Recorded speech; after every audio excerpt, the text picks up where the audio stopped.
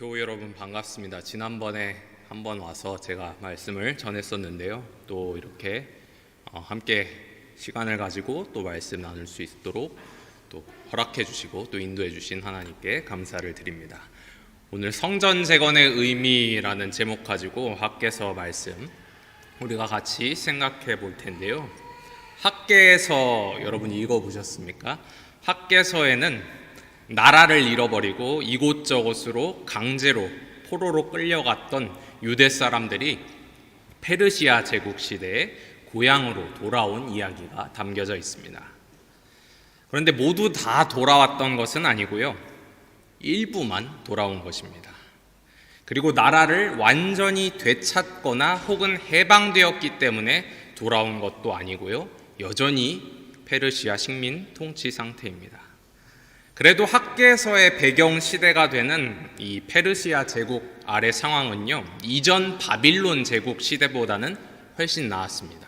바빌론 제국의 황제들은 이 유대 백성들을 여기저기 원치 않는 곳으로 끌고 다니면서 그들의 정신과 신앙을 모두 잃어버리게 하려고 그렇게 유도했습니다. 그런데 페르시아의 왕들은 당신들의 고유한 것들 지켜도 괜찮다라고 관용을 베풀어 주었으며 심지어 원하는 사람이 있다면 고향으로 돌아가도 괜찮다라고 허락해 주었습니다. 그러나 식민지 생활이라는 현실, 여전히 다른 나라를 섬겨야 한다는 사실, 그 자체는 달라진 것이 없었습니다. 위에 계신 왕들이 억압하면 삶이 다시 힘들어지는 것이고 위에 있는 왕들이 관용을 베풀어주고 친절을 베풀어주면 이전보다 조금 더 살기 나아지는 것뿐입니다. 여전히 하나님의 백성이 스스로 자신의 삶을 선택하고 자신의 삶을 마음껏 펼쳐나갈 수 있는 그런 자유는 없었던 시대입니다. 그저 권세를 가진 자들이 조금 더 예전보다 조금 더 친절을, 조금 더 관용과 조금 더 선대를 베풀어 주기를 바라며 그렇게 기도할 수 있었을 뿐입니다. 여러분 근데 한번 생각해 보십시오. 그래도 고향에 돌아왔으니까 기쁘지 않았을까요? 그런데 오늘 말씀 보시면요, 정작 돌아와서 보니까 이전에 우리가 일구어 놓았던 삶의 터전들, 제사 드렸던 성전, 모든 것이 처참하게 무너져 폐허가 되어 있었습니다. 그러니까 우리가 기억하고 있는 그 기억 속에 남아있던 고향이 아니었던 겁니다.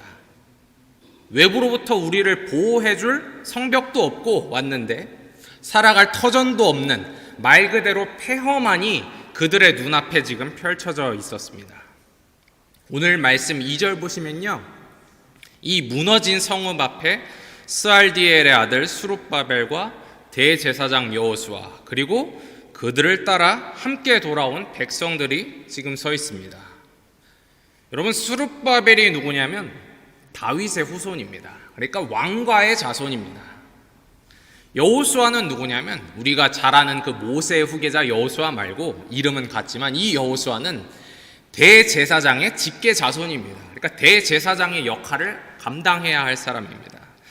그러니까 말하자면 이 두 사람이 하나님의 백성을 가르치고 하나님의 백성을 돌보고 그리고 그들을 이끌어야 할 그런 가문의 후손들이자 지도자들인 것입니다. 그런데 문제는요, 돌아오기는 했는데 예배와 제사를 드릴 수 있는 성전이 없고 그리고 왕의 후손은 있는데 왕이 정의롭게 다스리고 통치할 그런 궁전도 없고 관청도 없는 겁니다. 이런 상황에서 다윗의 후손이 있다고 한들 대제사장의 직계 자손이 있다고 한들 무슨 소용이 있겠습니까? 무슨 의미가 있겠습니까? 무엇을 할 수 있겠습니까? 이러한 질문 앞에서 그들에게는 딱 두 가지 가능성밖에 없었습니다. 무너진 성읍에서 기초부터 털을 다시 닦고 하나하나 정비해서 세워가거나 아니면 그냥 다 접고 페르시아로 돌아가는 것입니다. 하나님의 백성으로 산다는 게 굉장히 연약해 보이고 한없이 비참해 보이는 이런 시대 가운데 하나님의 말씀이 선지자 학개에게 임하였던 것입니다. 학개서 1장 15절과 오늘 읽은 2장 1절을 보시면요, 이 말씀이 언제 주어져 있는지 아주 정확하게 말하고 있습니다. 페르시아 제국, 물론 여기 개혁성경에는 바사라고 나와 있는데 페르시아의 제국의 황제 다리우스가 다스린 제2년 7째 달 21일이었습니다. 물론 이 구체적인 날짜는 우리에게 크게 중요하지 않겠습니다만 이 구절은요, 지금 무엇을 말해주고 있냐면 한편으로 세상을 여전히 운영하는 그 권력과 패권이 누구의 손에 있냐면 페르시아 황제의 손에 있습니다. 다리우스의 손에 있습니다. 그러나 그런 시대 가운데서도 하나님께서는 예언자를 통해, 선지자를 통해 자신의 백성들을 향하여 말씀하신다라는 것입니다. 분명히 보기에는 다리오가 권력을 쥐고 있는데 하나님께서는 선지자를 통해서 말씀하신다. 왕좌에 누가 앉아있든지, 다리오가 앉아있든지, 바빌론 때처럼 느부갓네살이 앉아있든지, 그 누가 앉아있든지 간에 하나님은 자신의 사람들, 자신의 백성들에게 늘 말씀하시며 말씀을 걸어오시며 그들을 직접 다스리신다는 것을 결코 포기하거나 결코 멈추지 않는다는 것입니다. 분명히 왕은 엉뚱한 사람이 앉아있지만 하나님은 말씀하시고 여전히 다스리시더라는 것입니다. 우리 눈에도 마찬가지죠. 오늘날에도 우리 눈에는 아주 그 세계의 대단한 권력을 가진 그 몇 사람들이 세상을 쥐락펴락하는 것처럼 보이지만 하나님은 그런 상황 가운데서도 여전히 자신의 말씀으로 자신의 사람들을 돌보시고 다스리신다는 것입니다. 우리에게 여전히 말씀을 걸어오시고 우리에게 은혜를 베푸신다는 것입니다. 그렇다면 여러분, 하나님께서 고향으로 돌아온 이 무리를 향해 뭐라고 말씀하셨습니까? 오늘 본문 2장 3절을 보시면요, 고향으로 돌아온 이 사람들을 향해 하나님이 질문을 던지십니다. 너희 가운데 남아있는 자 중에서 이 성전의 이전 영광을 본 자가 누구냐? 이제 이것이 너희에게 어떻게 보이느냐? 이것이 너희 눈에 보잘것없지 아니하냐? 여러분, 이 질문들을 한번 잘 보시고 생각해 보시기 바랍니다. 이 질문을 잘 보시면요, 어떤 것이 암시되어 있냐면 지금 고향으로 돌아온 무리들 가운데는 예루살렘 성읍이 점령당하고 폐허가 되기 이전에 그 멀쩡했던 모습을 봤던 사람들, 그 사람들이 섞여 있음을 암시하고 있습니다. 찬란했던 과거를 기억하는 사람들, 웅장하게 지어진 성전에 사람들이 가득 모여가지고 풍요를 누렸던 시절, 머릿수로 봐도 가진 재물로 봐도 너무 풍족해서 부족한 것이 전혀 없고 모든 것이 톱니바퀴처럼 조직적으로 착착 맞아 돌아가던 시절, 그래서 그저 그것을 바라만 보기만 해도 마음이 든든해지며 자부심을 느꼈던 그 화려한 시절을 직접 경험했고 여전히 머릿속 한편에 기억하고 있는 사람들이 그 무리 가운데 섞여 있는 겁니다. 여러분, 한국말로는 왕년이라고 그러죠. 물론 요즘에는 왕년이라고 안 합니다. 나 때는이라고 하는데, 어쨌든 왕년에는, 나 때는 우리가 그래도 우리 성전이 이랬고 우리 민족이 이랬고 우리 예배하는 모습이 이랬었는데 이 정도는 됐었는데 라는 그런 기억과 그 생각이 머릿속에 아주 뚜렷이 남아있는 사람들에게 하나님이 지금 질문하시는 겁니다. 너희 눈에 복이 어떠하냐? 너희 눈에는 너희 앞에 있는 것들이 하찮게 보이지 아니하냐? 이 독일말 루터 성경에는 이렇게 나와 있습니다. Sie des nicht wie nichts aus, 이렇게 나와 있습니다. 한국말로 그걸 다시 재번역하자면 너희가 보기엔 마치 아무것도 아닌 것처럼, nichts처럼 보이지 않냐? 이렇게 질문하시는 것이죠. 화려했던 시절에 대한 기억과 향수가 크면 클수록 눈앞에 보이는 현실은 더 좌절스럽게 보이고 더 초라하게 보이고, 하나님과 함께 살아갈 집을 처음부터 기초부터 다시 지을 일은 이거 영 되지 않을 일처럼 보입니다. 이걸 어떻게 우리가 완성할 수 있을까? 그러니까 지난 날을 뚜렷하게 기억하는 것이 우리에게 힘이 되는 것이 아니라 상대적 박탈감만 불러일으켰던 것입니다. 눈에 보이는 것만 가지고 판단하자면 결론은 명확합니다. 이거 안 된다. 이거 안 될 일이다. 깨끗이 손을 털고 페르시아로 돌아가자. 그런데 화려했던 지난날을 기억하며 현실 앞에서 좌절하는 백성들을 향해 하나님은 뭐라고 말씀하십니까? 바로 오늘 본문 4절의 말씀입니다. 여러분 4절 말씀 보시면요, 그러나라는 접속사로 시작합니다. 그러나 너희 눈앞에 보는 것이 초라하고 아무것도 아닌 것처럼 보이는 거 나도 안다. 그러나 라고 말씀하시는 겁니다. 그러나 무엇입니까? 그 다음에 나오죠. 스룹바벨아 스스로 굳세게 할지어다. 여호사닥의 아들 대제사장 여호수아야 스스로 굳세게 할지어다. 이 땅의 모든 백성아 스스로 굳세게 하여 일할지어다. 여러분 이 구절 보시면 앞에서 이끌고 있는 두 명의 지도자들과 그리고 모든 백성들을 향하여 세 번에 걸쳐서 똑같은 말씀이 선포되고 있습니다. 반복되고 있습니다. 무엇입니까? 스스로 굳세게 할지어다. 스스로 굳세게 할지어다. 스스로 굳세게 할지어다.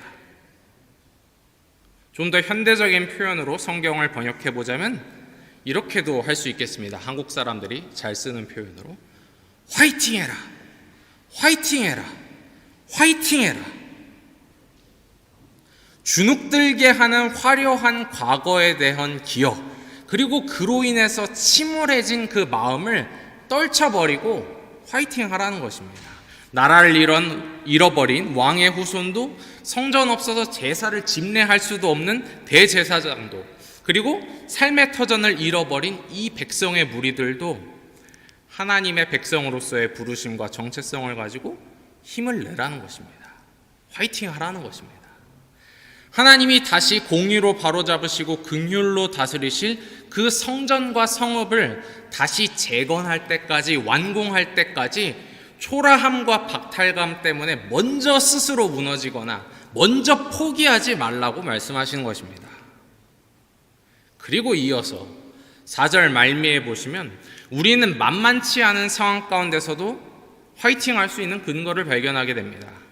무엇입니까? 바로 내가 너희와 함께 있노라 라는 말씀입니다. 여러분 그런데 내가 너희와 함께 한다는 말씀이 이와 같은 상황에서 뭐가 그리 큰 의미가 있을까요? 사실 우리가 신앙생활을 오래 하다 보면요, 이와 같은 표현, 하나님이 함께 하신다라는 표현이 너무나 많이 듣고 익숙해진 나머지 하나의 빈말처럼 다가오는 경우가 적지 않습니다. 그렇죠? 우리가 서로 그렇게 위로를 하고 덕담을 하기도 하지만 때로는 똑같은 얘기를 나한테 또 하나. 그게 그래서 무슨 의미가 있고 무슨 힘이 있나 싶은 것이죠. 그래서 여러분께 질문을 하나 드려볼까 합니다. 여러분 지금 우리가 여기 모여 있습니다. 그렇죠? 그리고 이 중에 많은 분들은 지난 팬데믹 때문에 온라인으로 예배드리는 그런 상황도 있었을 것입니다. 근데 여러분 지금 우리가 이 자리에 함께 모여서 예배를 드리고 있는데 지금 우리가 모여있는 이 자리 이 순간에 정말로 우리만 있는 것이 아니라 주님이 이 가운데 함께 하고 계신다고 정말로 그렇게 생각하십니까? 정말로 그렇게 믿으십니까? 그 현존을 느끼십니까? 인식하십니까?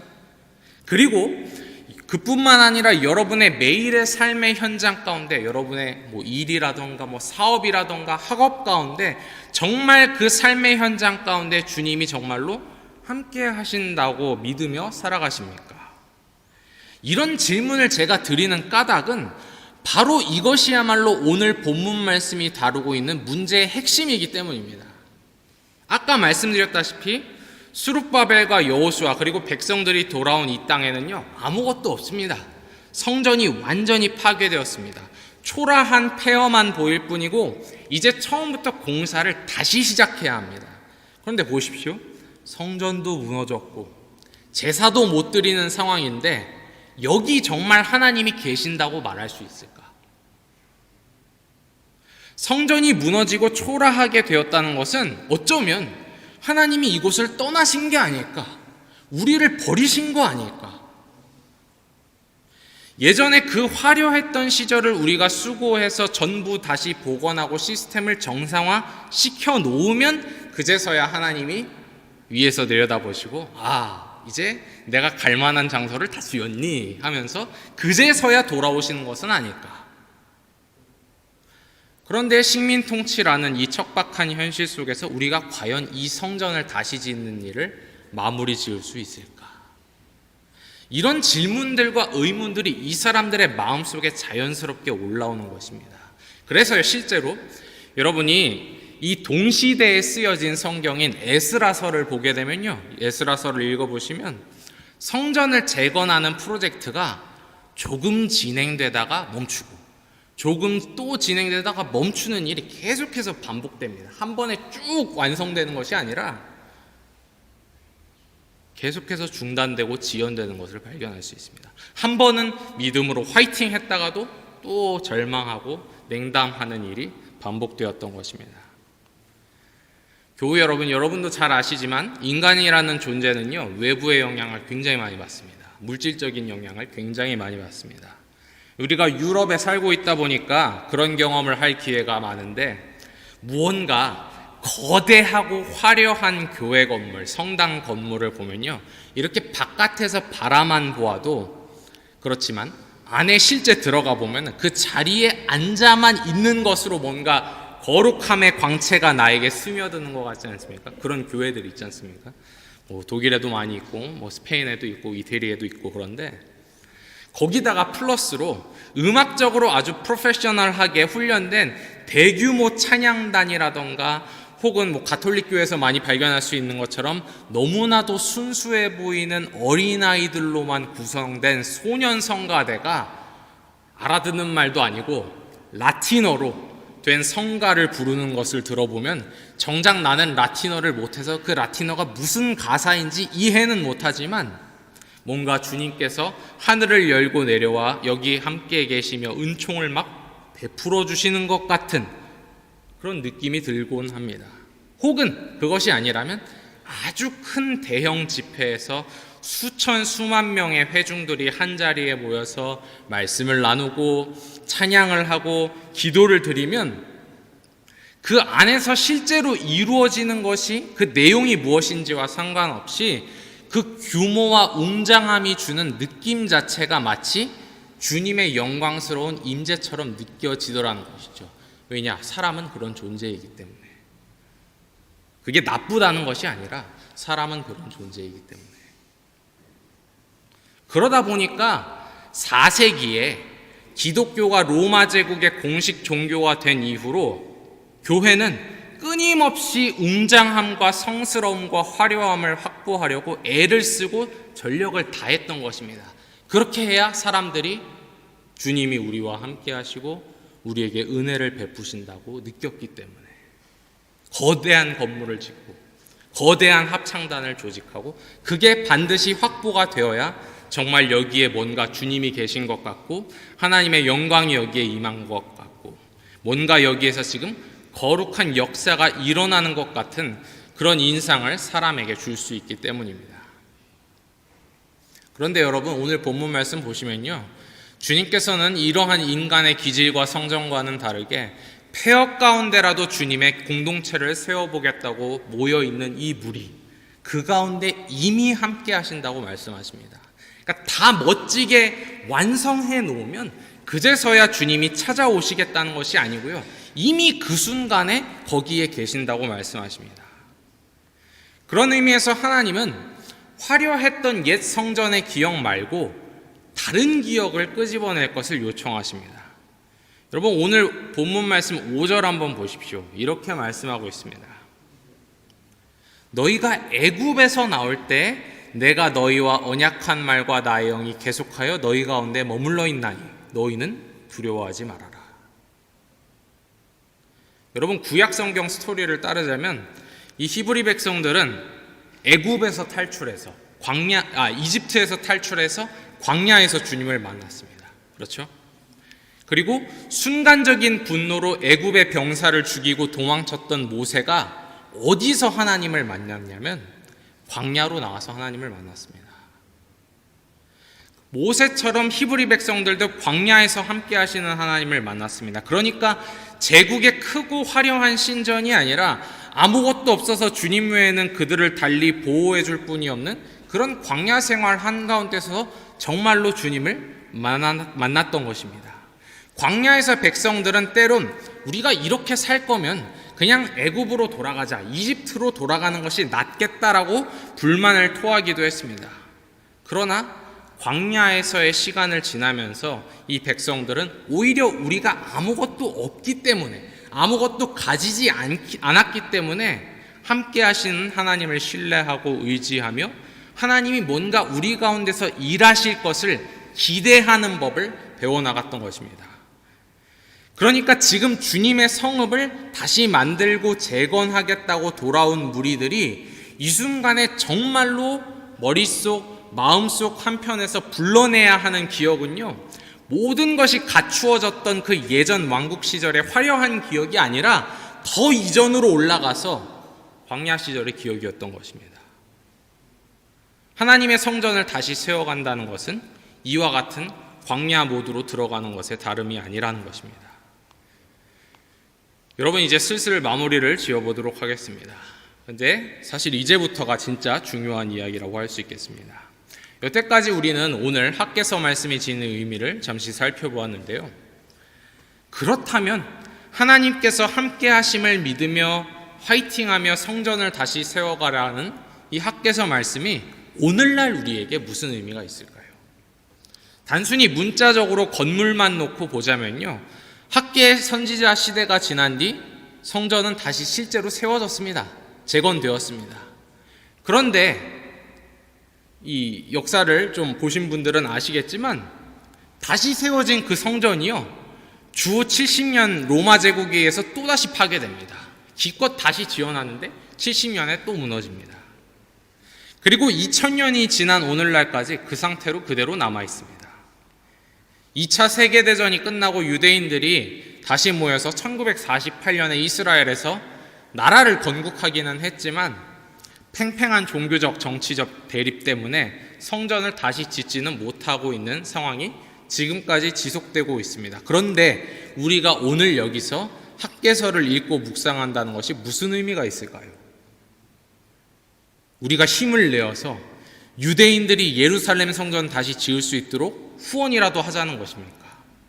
그게 아니라면 과거 많은 교회들 가운데서 학개서를 그렇게 이용했듯이 우리 소유의 뭔가 화려한 교회 건축물을 만들어야 된다는 것입니까? 여러분 다 아시겠지만 16세기 종교 개혁자들은 당시 바티칸의 성 베드로 성당을 화려하게 증축하고 또 재건하기 위해 그 돈을 모으기 위해 평범한 사람들의 영혼, 그들의 구원을 대상으로 돈을 가지고 사고 팔고 했던 그 면죄부 파는 일에 저항했습니다. 여러분, 우리가 여기 개혁교회에서 지금 예배드리고 있지 않습니까? 그런데 그들의 후예를 자처하는 우리 개신교인들이 단지 건물을 다시 짓겠다는 목적을 가지고 성경 말씀을 그렇게 오용해서는 안 될 것입니다. 도리어 우리는 성경으로 들어가서, 특별히 신약 성경으로 들어가서 더 본질적으로 거기서 성전을 다시 짓는다는 것의 의미가 무엇인지, 참 의미가 무엇인지를 물어야 할 것입니다. 우리가 두 가지 말씀만 보고 마무리 짓도록 할 텐데요. 대표적으로 에베소서 2장 20절부터 22절에 보면 우리는 그 의미를, 성전을 다시 짓는다는 것, 성전을 재건한다는 것의 참 의미가 무엇인지를 발견할 수 있습니다. 제가 읽어드리도록 하겠습니다. 너희는 사도들과 선지자들의 터 위에 세우심을 입은 자라. 그리스도 예수께서 친히 모퉁이 돌이 되셨느니라. 그의 안에서 건물마다 서로 연결하여 주 안에서 성전이 되어가고 너희도 성령 안에서 하나님의 거하실 처소가 되기 위하여 그리스도 예수 안에서 함께 지어져 가느니라. 아멘.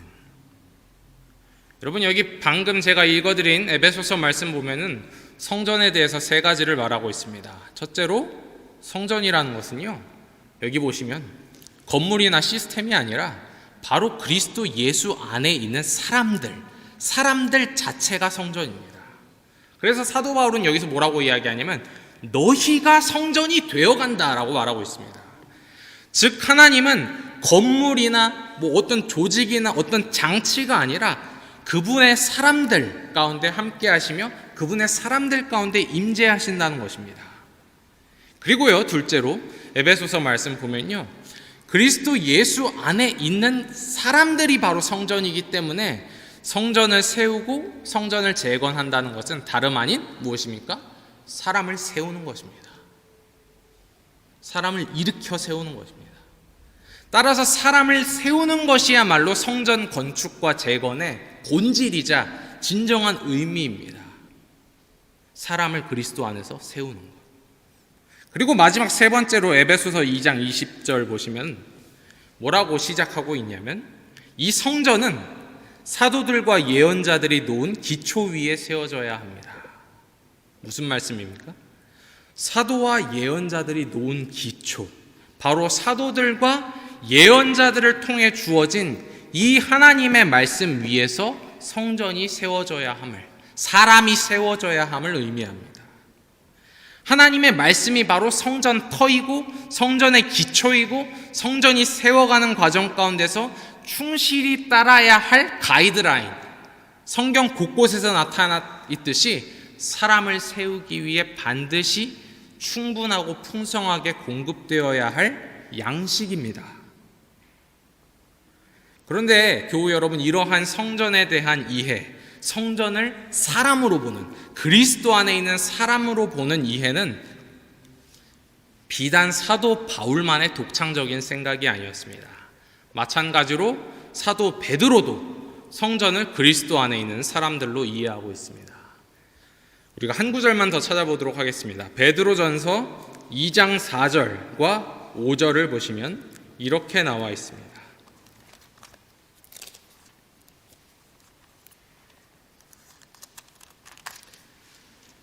베드로전서 2장 4절부터 5절 전반부까지 보시면요, 이렇게 나와 있는데요, 제가 읽어드리도록 하겠습니다. 사람에게는 버림바가 되었으나 하나님께는 택하심을 입은 보배로운 산돌이신 예수께 나아가 너희도 산돌같이 신령한 집으로 세워지도록 하라.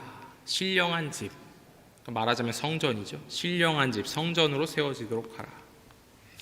여기서 사도 베드로는 에베소서에서 바울이 한 이야기와 일맥상통한 입장을 취하고 있습니다. 사람이 바로 산돌이고 사람이 바로 신령한 집이다. 그런데 좀 더 말하자면 건축적인 측면에서 세부적인 그림을 보여주고 있습니다. 사도 바울은요, 뭘 강조했냐면 예수 그리스도 안에 있는 신자들이 바로 성전이다, 성전을 구성하는 것이다 라고 말했습니다. 그런데 베드로전서 2장에서 베드로는 좀 더 세밀하게 예수 그리스도 앞에 나온 개개인의 모습을 마치 산돌이신 그리스도처럼 성전 건축을 위해 사용되는 돌, 그러니까 오늘날의 표현으로 말하자면 개개인이 이 성전의 벽돌과 같은 것으로 묘사되는 것입니다. 5절 전반부를 좀 풀어서 말씀드리자면 이렇습니다. 너희도 살아있는 돌처럼 되어 신령한 집으로 세움을 받으라. 이 말씀을 보면서 우리는 머릿속에 한 가지 이미지를 떠올려 볼 수 있습니다. 돌들이라는 것은요, 서로 차곡차곡 쌓여야지, 서로 맞물려서 차곡차곡 쌓여야지 비로소 하나의 건축물, 집을 이루는 것이죠. 혼자 따로 머물러 있으면요, 그 돌이 아무리 질이 좋다고 한들, 아무리 대단한 대리석이라고 한들 그냥 돌 한 덩이에 지나지 않는 것입니다. 그러니까 사도 베드로는 단순히 믿는 사람 개개인뿐만 아니라 여럿이 모여서, 사람들이 함께 모여서 하나님의 임재를 모시는 하나의 공동체, 하나의 성전을 이루어가는 모습을 특별히 강조했던 것입니다. 돌들이 모여서 신령한 집을 이루어가야 한다고. 함부르크 열린문교회 교우 여러분, 오늘 우리는요, 짧은 시간이었지만 구약과 신약을 오가면서 하나님의 성전을 지어간다는 것이 무슨 의미인지, 하나님의 성전을 우리가 재건한다는 것이 무슨 의미인지에 대해서 짧게나마 생각해 보았습니다. 성전 짓는다고 했을 때, 성전 재건한다고 했을 때 그 본질이란 바로 오늘 말씀을 가지고 우리가 쭉 살펴본 내용입니다. 우리가요, 교회로 모인다고 했을 때, 오늘도 마찬가지지만 교회로 모인다고 할 때 그냥 모이는 게 아닙니다. 그냥 우연히 모이는 거 아닙니다. 우리 가운데 하나님이 함께 하시는 하나의 성전을 만들고자 하는 것입니다. 이 가운데 하나님이 거하시고 운행하시고 일하시도록. 우리가 가진 것이 많지 않을 수도 있습니다. 상대적으로 우리의 교회 모습과 현실이 내 시야로 보기에는 화려하기는커녕 뭔가 불만족스럽고 참담할 수도 있습니다. 어딘가 못마땅해 보일 수도 있습니다. 더군다나 요즘 같은 상황, 팬데믹도 있고, 팬데믹 끝나니까 전쟁 터지고, 전쟁 터지니까 경제 위기가 오고, 그런 상황 가운데서는 교회나 개인의 삶이나 정말 그야말로 완전히 광야의 모드입니다. 한 치 앞도 알 수 없습니다. 그러나 교우 여러분, 우리는 하나님이 이미 우리와 함께 하신다는 말씀을 믿기를 원하며, 그리고 그것을 기대해 보고자 합니다. 폐허 가운데 있는 사람들에게 내가 다 지어지면 오는 게 아니라 이미 거기 있다고 말씀하신 그 말씀. 우리의 형편이나 우리의 모습이 굉장히 강하고 그럴싸할 때만이 아니라 이미 광야 가운데 함께 계시고 함께 하신다는 것을 믿으면서 우리가 신약 성경에서 보았던 그 성전 재건의 본질에 다시금 집중해 보실 것을 여러분에게 그리스도의 이름으로 권면드립니다. 오늘 말씀을 통해 우리가 생각해 보았던 것들, 각 사람이 그리스도 안에서 견고하게 세워지는 것이야말로 바로 성전을 다시 짓는 것의 본질이라는 것. 다른 무엇이 아니라 그렇게 모이고 세워져 가는 사람들이야말로 바로 하나님이 거기에 거하시고 역사하시는 귀한 성전이라는 것. 그리고 그 성전은 사도들과 예언자들을 통해 주어진 하나님의 말씀, 그리스도의 말씀을 재료와 양식 삼아 세워진다는 것. 마지막으로 그렇기 때문에 신약 성경이 말하는 그 본질에 정말 우리가 에너지를 집중시키며 그 본질이 다른 비본질적인 문제들로 인해 축소되고 의미가 사라지고 위협받지 않도록 우리가 늘 잘 살피고 경계하고 집중해야 한다는 것. 그것을 꼭 기억해 주시기를 부탁드립니다. 비록 우리가 지금 보내고 있는 시간들 각자의 상황들이 결코 만만치 않지만, 그리고 이런 상황이 언제까지 지속될지 아직 불분명하지만, 그럼에도 불구하고 하나님과 동행하며 하나님의 말씀과 함께 살아가는 사람들이 바로 이미 여러분들 가운데 있다는 것, 그것으로 기뻐할 수 있고 그것으로 보람을 느낄 수 있고 그것으로 만족할 수 있고 또 다시 힘내서 또 다시 화이팅해서 도전할 수 있는 그런 모임, 그런 귀한 교회를 세워가시기를 소망합니다. 돌로 지어진 크고 화려한 건물이 아니라 그리스도 안에 한데 모인 살아있는 돌, 바로 사람들 가운데 거하시기를 기뻐하시는 하나님께서 여러분과 함께 하시며 여러분의 삶을 인도하시고 여러분의 삶의 터전을 빚어나가시기를 축복합니다. 또한 그분의 말씀으로 여러분의 이 귀한 교회를 살아있는 성전으로 세우시고 더욱더 강건케 하시기를 성삼위 하나님의 이름으로 축원합니다. 아멘. 기도하시겠습니다.